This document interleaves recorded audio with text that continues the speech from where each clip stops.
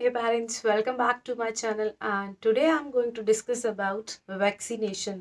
Vaccination एक सबसे important aspect है आपके बच्चे को हेल्दी रखने का, लाइफ लॉन्ग उसको एक प्रोटेक्शन कवर प्रोवाइड करने, a kind of responsibility for you.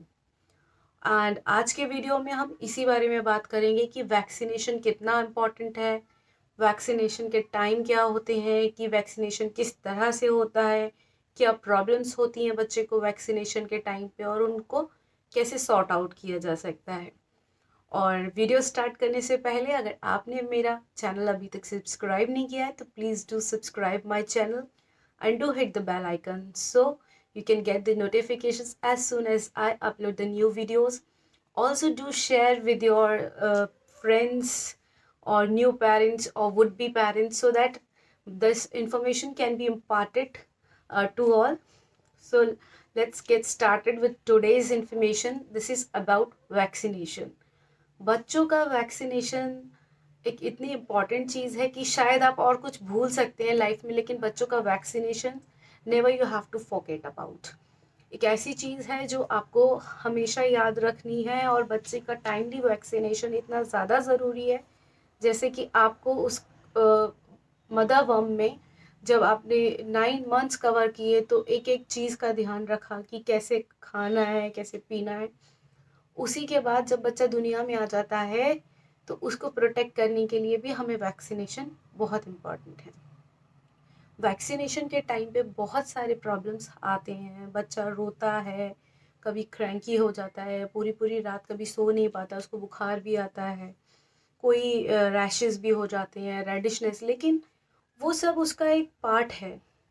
Vaccine आपको लगवाएंगे लेकिन वो साइड इफ़ेक्ट्स बहुत ही जल्दी चले जाते हैं, आइदर वन डे, और किसी वैक्सीन में तो कोई प्रॉब्लम ही नहीं होती है।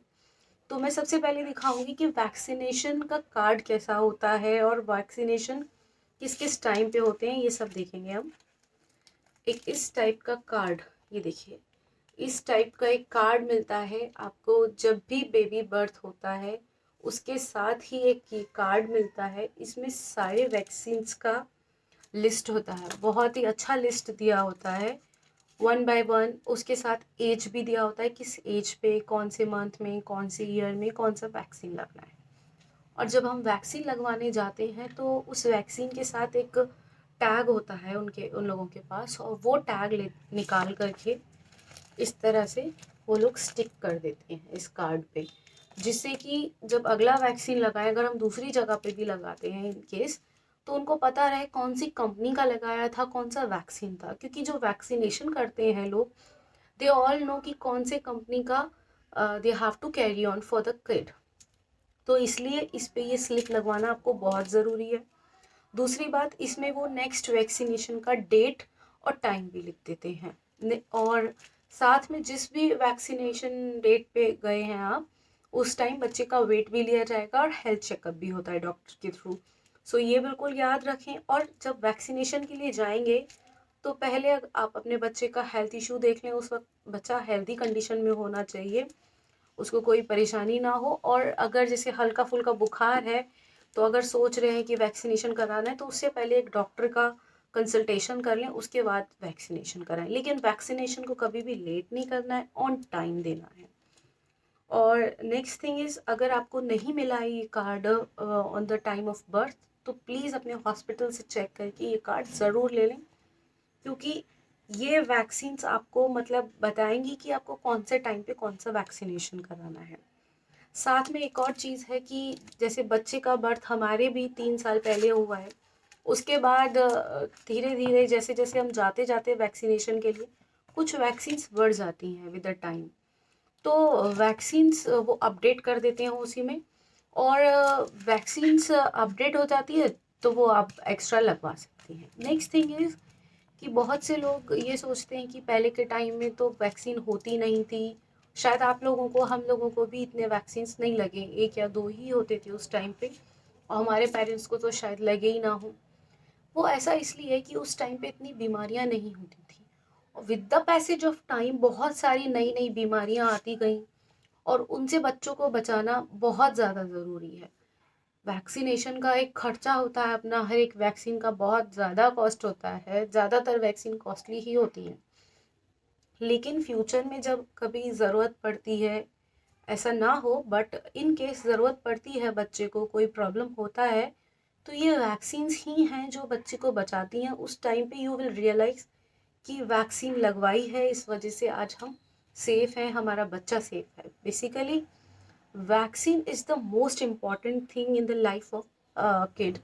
और आप इस बात पे बिल्कुल ना जाएं कि वैक्सीन ना लगवाएं या बच्चे को प्रॉब्लम होती है तो वैक्सीन स्किप कर सकते हैं। बिल्कुल भी वैक्सीन आप स्किप नहीं कर सकते हैं।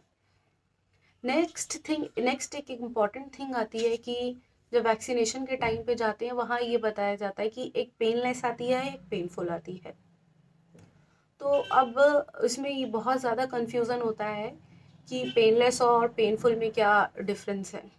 पैसों का there is a vast difference painful और पेनलेस में। लेकिन मैं आपको बेसिकली ये बताऊं कि पेनलेस वाले भी ये गारंटी नहीं करते हैं कि बच्चे को बुखार नहीं आएगा या रैशेस नहीं होंगे या बच्चा रोएगा नहीं या बच्चे को प्रॉब्लम नहीं होगी। सिरिंज इंसर्ट करते टाइम तो वही दर्द होना है। लेकिन पेनलेस वाले में क्या है कि कुछ मेडिसिन कम होते हैं। हमें तो जिस जहाँ वैक्सीनेशन कराते हैं उन्हीं लोगों ने सजेस्ट किया कि आप पेनलेस के जगह पेनफुल वाले में जाइए। और कोई परेशानी का कोई बहुत ज़्यादा डिफरेंस नहीं है, लेकिन दवाइयाँ जो हैं, जो मेडिसिन हैं, जो कवरेज है, वो पेनफुल वाले में जो नॉर्मल वैक्सीन आती है उसमें ज़्यादा है। तो आपको, मेरे हिसाब से हमने तो अपने बेटे के लिए जो नॉर्मल वैक्सीन है वही ऑप्ट की है बजाय पेनलेस के। अगर आपका मन है तो पेनलेस भी ऑप्ट कर सकते हैं, बट मुझे जो अच्छा लगा वो नॉर्मल वैक्सीन पेनफुल वाली है, वही हमने यूज़ करवाई। और बच्चे को थोड़े से ज़्यादा हो सकता है प्रॉब्लम हो, लेकिन ऐसा नहीं है कि पेनलेस वाले में बिल्कुल कोई प्रॉब्लम नहीं आएगी। उसमें भी बच्चे को बुखार आ सकता है या रैशेस हो सकते हैं, रेडनेस हो सकती है, कोई स्वेलिंग हो सकती है। सो इसका कोई गारंटी नहीं है। और फिर आप पे डिपेंड करता है कि आप कौन सा वैक्सीन ऑप्ट करते हैं।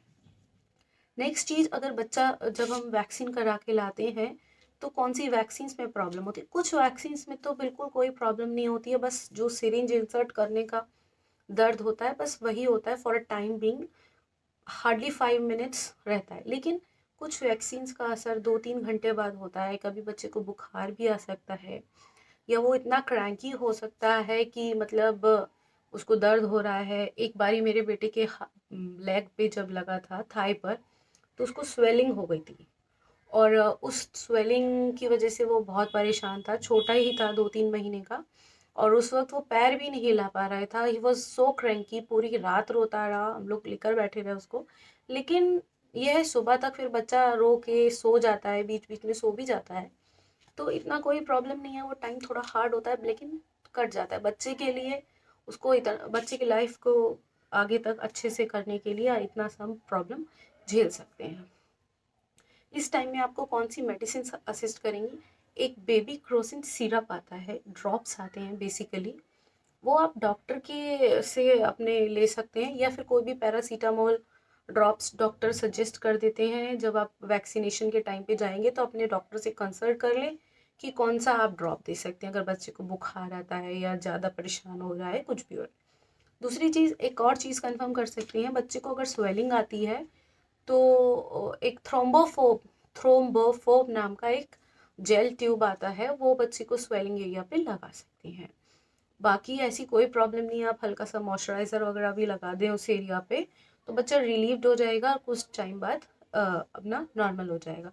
बहुत से वैक्सीन तो 1-2 घंटे में ही नॉर्मल हो जाते हैं बच्चे, तो उसका कोई प्रॉब्लम नहीं होता है। या फिर जैसे आज आप शाम को वैक्सीन लगवा के लाए हैं, 2 घंटे बाद बच्चा सो जाता है इन केस, तो सुबह थोड़ा बहुत रात में हो सकता है परेशान करे थोड़ा बहुत, लेकिन फिर सुबह हो जाती है तो उसका असर बहुत कम रहता है। या कभी कभी किसी वैक्सीन का इतना असर होता है कि 2 दिन तक भी बच्चे को बुखार आता है। तो ये सब चीज़ें, जो साइड इफ़ेक्ट्स हैं वो बहुत नॉर्मल है। लेकिन अगर बच्चा बहुत ज़्यादा परेशान है, बिल्कुल भी नहीं रुक रहा है और आप लोग भी उसको हैंडल नहीं कर पा रहे हैं, तो प्लीज़ फिर अपने डॉक्टर से ही पूछें कि उसको ही दिखाना सही होगा कि क्या प्रॉब्लम है। And one more last thing and important thing, कि जब भी आप बच्चे को वैक्सीनेशन के लिए ले जा रहे हैं तो 15-20 मिनट पहले कुछ ना दें खाने को। और वो तो टाइम वैसे भी ट्रैवलिंग में रास्ते में ही निकल जाता है।